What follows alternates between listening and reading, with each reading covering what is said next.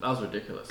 How could you... It went to VAR and still nothing happened. Who's in those boxes? I have no idea. Some report said 30 minutes after they reviewed the incident, then they felt they made the wrong decision. What good is that? Like, at what point would that have been a red card? Was the ref waiting for him to break his leg? Yeah. And then is it a red? How about a second stamp? Yeah. like pull out a knife? Yeah. It was like...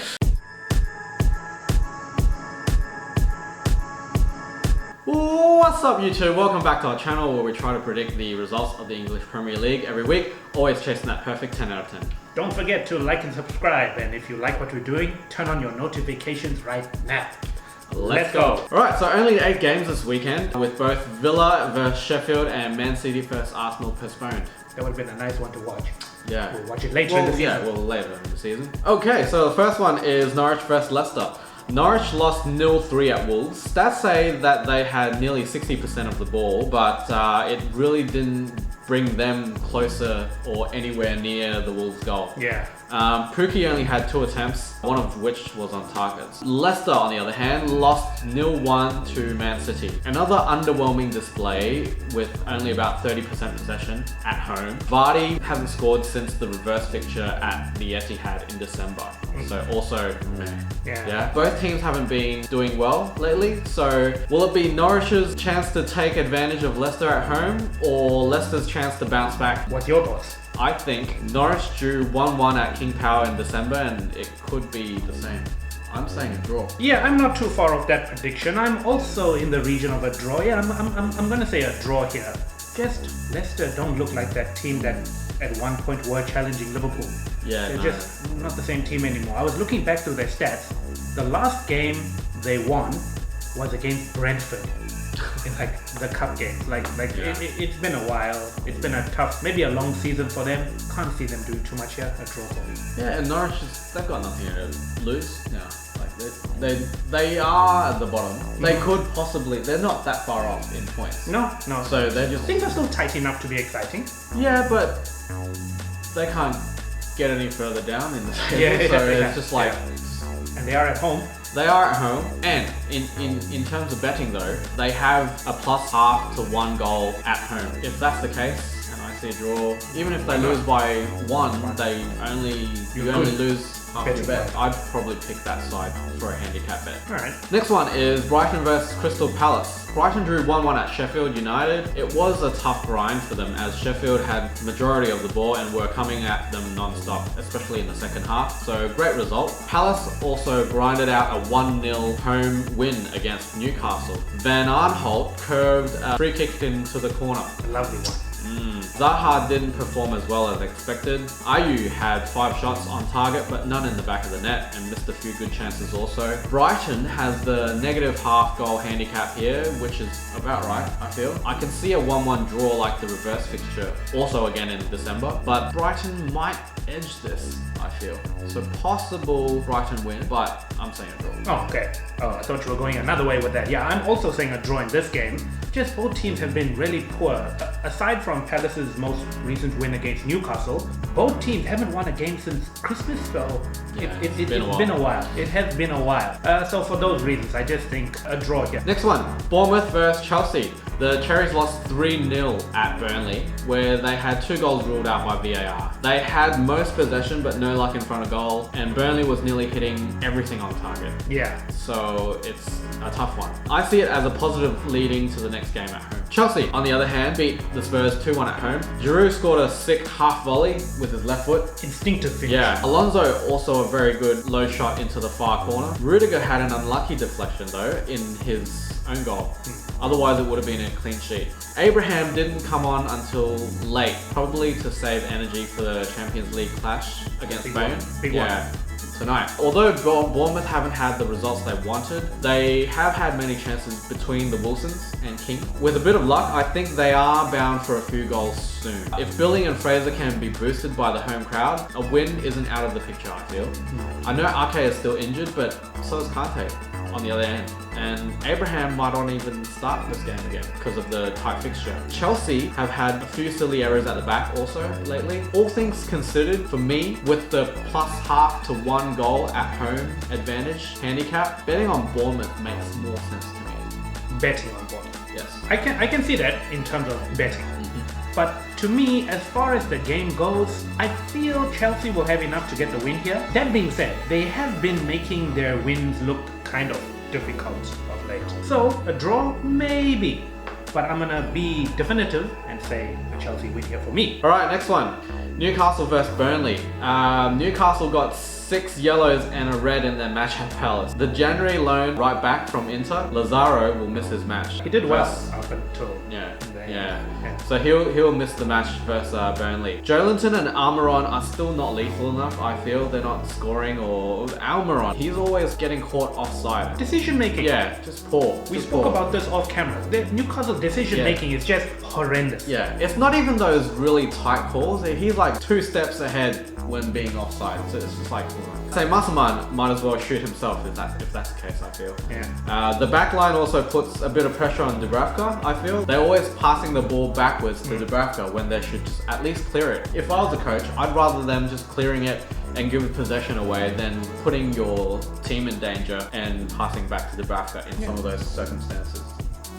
Even from a mental standpoint, doing that just gives the other team more confidence. Yeah, you need a lot of space to do that. Yeah. Like if it's anywhere near half, you should just clear it. Yeah. Anyway, Burnley had a great result on the other hand. Vidra has scored 2 games in a row now since replacing the injured Wood. Clean sheet, 10 out of 16 shot attempts on target and 4 of them were blocked. Super efficient, ticking all the boxes. To me, this is gonna be a tough one to call. Newcastle, as we have known this season, don't really lose at home, especially when Saint Maximin starts. Yeah. Without him, they lost a few. No, they lost a few. At home? Yeah, at home. Okay. Without Saint Maximin. Burnley, on the other hand, are on fire at the moment. They've been winning away and home. Doesn't matter who they're facing. That's since the 3-0 loss at Chelsea in January. The handicap is flat though, and Burnley has higher odds. So in terms of value, I'd probably pick Burnley, and I could even see them edging it anyway. Yeah, I'm on the same page there. I'm also thinking Burnley could get the win here. Although I do feel a draw is a very strong possibility in this game. Yeah, possible. Newcastle at home. Yeah. They don't really lose at home. That's my only argument though. Yeah, you can't really fault Burnley's form. They've just been handing out L's left, right and centre. Yeah, for sure. So if that's the case, betting on Burnley with a flat handicap, if they draw, you get your money back. Yeah, and they have like a better odds. Yeah. So next one, West Ham versus Southampton. The Hammers lost 3-2 at Anfield. They were up 1-2 at one stage. Decent effort with their 30% possession and 7 shot attempts. Like even efficient enough. Very efficient. The goals were scored by Diop and Fornals though. Their second and third conceded goals were both due to Fabianski's error in my opinion. One of them was like a leaked goal through his feet and hand. Like it was like basically a pass back sort of speed shot attempt by Salah, and it just rolled through. The second one, I think positioning, he shouldn't have stepped out that far, but oh well. Liverpool keep marching on. Also, it does look like Paula has lost his place as starting striker. Despite his 6 goals in 25 appearances, Moyes has chosen Antonio, who has 1 in 13 games. Why? I don't know. Correct me if I'm wrong, but did Antonio not play for Everton at one point? On the other hand, Southampton beat Villa at home 2-0. Shane Long and Stuart Armstrong scoring the goals. A staggering 28 shot attempts, 9 on target with less than half the ball. Contained Villa to only 4 shots and 1 on target. Clean sheet, ticking all the boxes again. Yeah. The Saints is one of the only 2 teams, apparently, with the better goal difference away from home than at home. Yeah? The other team is Leicester.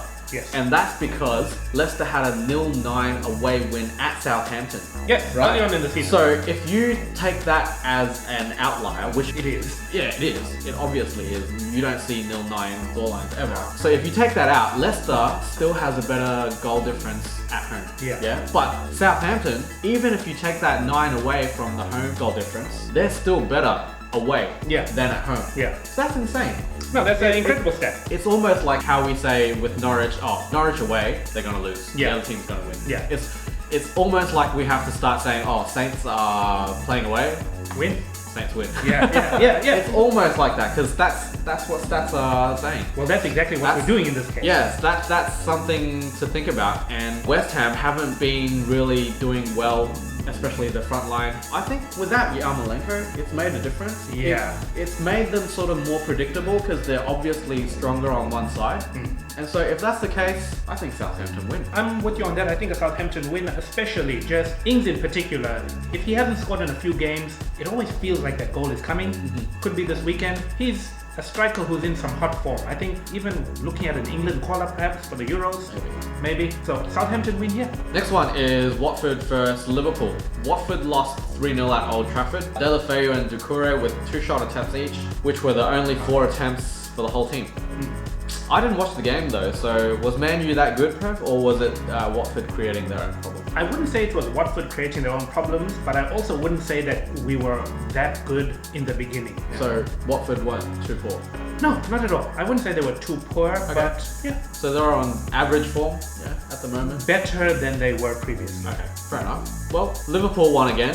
3-2 against West Ham. They switched off defensively and paid the price of conceding 2 goals. Yeah. But were able to pull it back with another 2. Salah's goal, as I've said, was more Fabianski's error. I think Liverpool will win, obviously, in this game. Watford-Liverpool.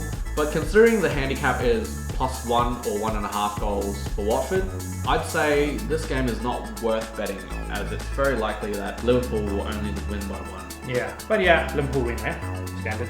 Yeah, right. Moving on. Yes.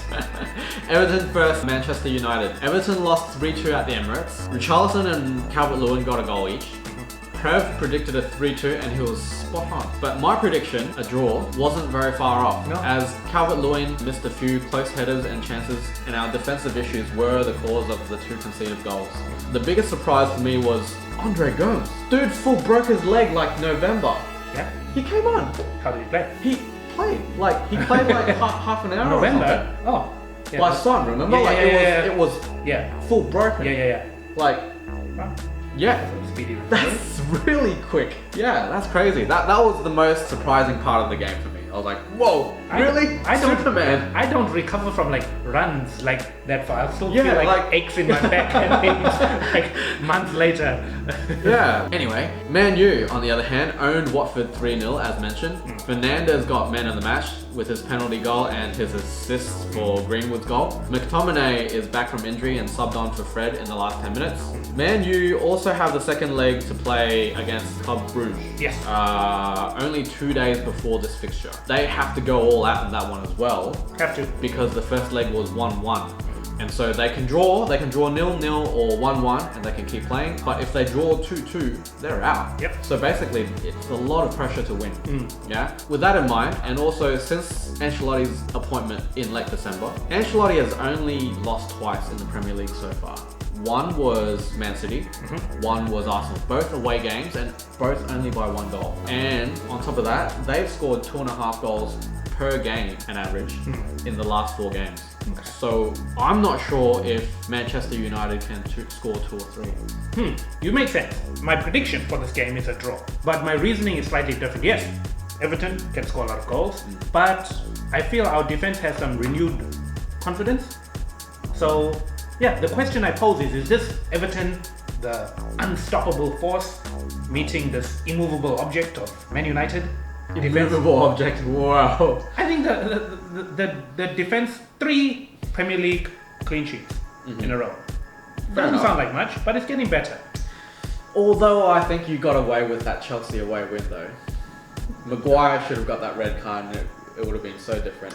And both those goals for Chelsea were ruled out as well, weren't they? Yeah, but they should have been ruled out. But yes, that being said, I do think Everton are going to score. Yeah. We're not going to keep a clean sheet in this game. But I don't think they're going to get 3. Could they get 2? Very possible. Could we get 2? I do believe so. Okay. Yeah. So maybe 1-2 on both sides for you. 1 or 2. Yes. That's why you're calling. Yes. Yes. I'm thinking more like a 3 for Everton. I don't think Everton are going to 2 get or 3 3. against us. All right. Two is So what do you possible. think? Yeah. The last one, Tottenham Hotspur versus Wolves.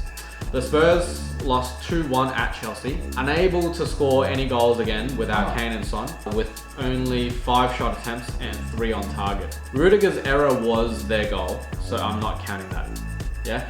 Just quick point. Can we please mention how bad that VAR call was for Lo Celso's stamp on Azpilicueta? That was ridiculous. That was, how could you, it went to VAR and still nothing happened. Who's in those boxes? I have no idea. Like- That was crazy. That was red for sure, any day.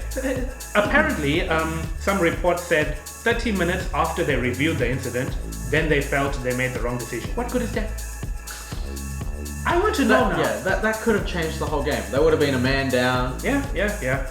I want to know, like, Crazy. back in our day, Raj, like, when the FA used to take retrospective action, like where they felt maybe they got a decision wrong, they would go back and maybe penalize the player, maybe give him a retrospective match ban or something like that. Okay. I wonder now with VAR if they're going to do the same thing. Probably not. There's no talk about it. I don't think so, because the whole purpose of VAR is to make the right decision at that time. Yeah, I suppose. But they're not using it properly, are they? On many occasions this season, I feel they need to have better rules for VAR. Yeah, definitely. Yeah, I think the reasoning for that not being a red or even a yellow was that he had no other place to put his foot. That's ridiculous. That's ridiculous. He could have just stayed still on one foot. I don't care, like, or fall over. You can't put your foot like that on another player. No. There's just no way. It was, man. I think while we were watching the game, you made a good point. It's like, at what point would that have been a red card? Was the ref waiting for him to break his leg? Yeah. And then is it a red? How about a second stand? Yeah. like pull out a knife? It's like, it's very strange. It feels like the rules are always shifting, like game to game. It's like sometimes the ref is allowed to go to the box to review it himself. Yeah. Other times he needs to wait for confirmation from a Yeah, player. yeah. Not even a yellow for that. Yeah, no, that's poor decision. Yeah, that was just... Yeah. I- You might as well leave it to Mourinho, who said he didn't see it at all. He didn't have a good view. Oh, really? Yeah, he was right in front of it. You might as well give it to him to decide if that's the case. Seriously. I think that is Yeah. the worst decision I've ever seen. Yeah, no, for sure. Yeah. For sure as well. Yeah. On the other hand, Wolves beating Norwich 3-0, as mentioned. Also, they were just obviously a much better team in that game, I feel. Doherty is always in the right spot, but missed a few chances also. Shota got a brace with his continued form from the Europa League. Jimenez scored the other. Yeah. They will travel to Spain to play the second leg against Espanyol before the weekend, but they're 4-0 up. Yeah. So Done. should be easily grinded out. Yeah, That one. you would imagine so. Yeah. Spurs are in a downturn, which is bad timing to face the giant killers. Wolves are on the up and Shota is in fine form. If anything, they still have Traore on the bench. Wolves have a 0 to plus half a goal handicap, which is crazy because I'm calling it a Wolves win straight out. So you might as well just bet on Wolves win. Yeah. Yeah. It's just, I don't see in the Spurs team where the goals will come from. Bergwijn maybe, Mora maybe, but it has to be a very good cross or through ball, or maybe even like a keeper deflected second attempt. I can see that happening. Like say if it was from a set piece or a corner, goalie punched it out or deflected it, and then they came in and quickly reacted. I don't see that happening. Who's gonna put in a good through ball or a good cross? No one. I think if they're gonna get a goal, it's gonna have to be a moment of brilliance from Mora or Bergwijn. Yeah, I agree with you on that. Maybe. But other than Otherwise, that, yeah, Wolves. they were just so poor against Chelsea. Like they didn't really create much. At the least, I don't think it's going to come from Lascelles. Yeah. For now, Yeah. he's just being really poor at the moment. Yeah, I remember even before that incident, we were talking and I was like, this dude is just so poor. Like, he didn't make any like successful passes. Yeah, no, it was pretty bad. We'll see how it goes. Alright, so that's it for the 8 games. On to fantasy. Yeah. Yes. Now you're, again, 100 points ahead of me. Is it? Yeah. You had a Alexander Arnold Captain? Yes. Yeah. Yes. I had Mane, which was alright. Not bad. I have 2 players who get subbed on late. Lundstrom and Traore. Yes. So, major talking points for this week for me is which players I think should be taken out. From your team? From any team, Lundstrom and Traore. I agree that they are really good in their team when they play, but That's the point. I can't really afford them in the starting lineup if they're gonna just come on for like 20 minutes and then get 1 point. Yeah. Lundstrom got lucky and got the goal. Yeah. I did say last week that I think he should start, and if Chris sees it my way, then You obviously didn't. yeah. Forgot to subscribe. Yeah, he forgot to subscribe. What a douche. Yeah. So yeah, I think those 3 are out. Who would I pick to get into my team? Possibly Vidra. Okay. He's starting now because Wood is injured for Burnley. Every time I hear his name, I just want to say, Hail Vidra. And also Calvert-Lewin, definitely. Doing. Don't you already have him in your team? Yeah, no, but I'm just saying in general, which players are sort of not very expensive, but should be put into teams. Yeah. So Calvert-Lewin, Jota. Yeah, I think. I was thinking about he's in Jota. fine form, and he's more stable than Jimenez at the moment. Goals-wise? I keep thinking back to the game where Jimenez just missed so many goals. Headers using. Shane Long or even Armstrong. In Armstrong the is midfield. a good call just to differentiate from teams. Good differential, and it doesn't cost that much. And very few players have him. Yeah. So another player would be Stevens, the Southampton defender. Yes. I think, especially with their away games, he'll get a few points. So you're putting a lot of faith into Southampton. Yeah, they have a good fixture schedule. Yeah. And also, finally, Fernandes, for me, I think, he's decent. He's changing the game. Yeah. Probably a bit like Pogba when he was like... Playing. Yeah, playing. Yeah. So they're the few players I'd put in and take out for fantasy.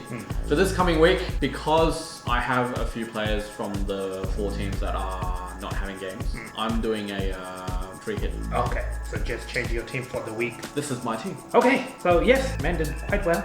I remember before I put this team out, I was debating whether to captain Bolly from Wolves or Alexander-Arnold. That would have been a brave call. Yeah. But I was very confident in Wolves getting a clean sheet, and I wasn't sure with Liverpool if they would keep a clean sheet.